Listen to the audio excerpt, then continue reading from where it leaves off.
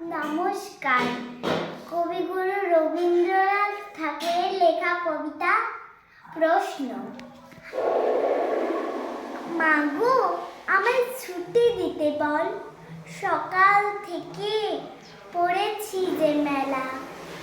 এখন আমি তোমার ঘরে বসে করব শুধু পড়া পড়া খেলা।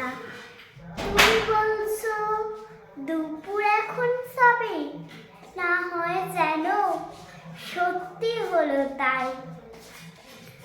একদিনও কি দুপুর বেলা হলে বিকেল হলো মনে করতে নাই? আমি তো বেশ ভাবতে পারি মনে।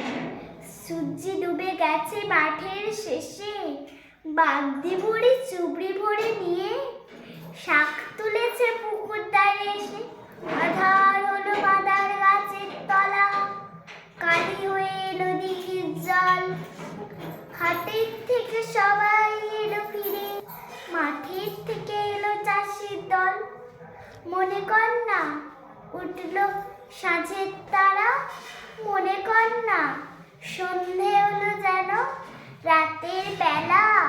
দুপুর যদি হয় দুপুর বেলা, রাত হবে না কেন? নমস্কার।